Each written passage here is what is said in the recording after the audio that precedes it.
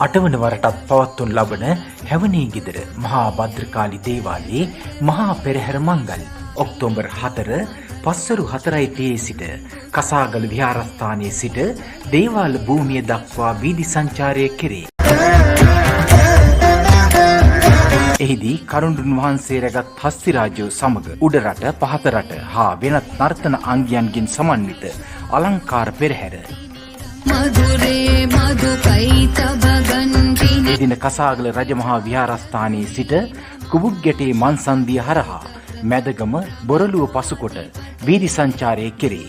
අනතුරුව දේවස්ථානයේ සර්වදේව පූජා රාශියක් පවත්වා පසුදින පවත්වන කිරිමංගල්‍යයට සහභාගී වීමේ අවස්ථාව ඔබ සැමට හිමි වේ. පින් කැමැති ඔබ සැමට දායකත්වය ලබා දීමට සහ සහභාගී වීමට බැතිසිතින් ආරාධනා.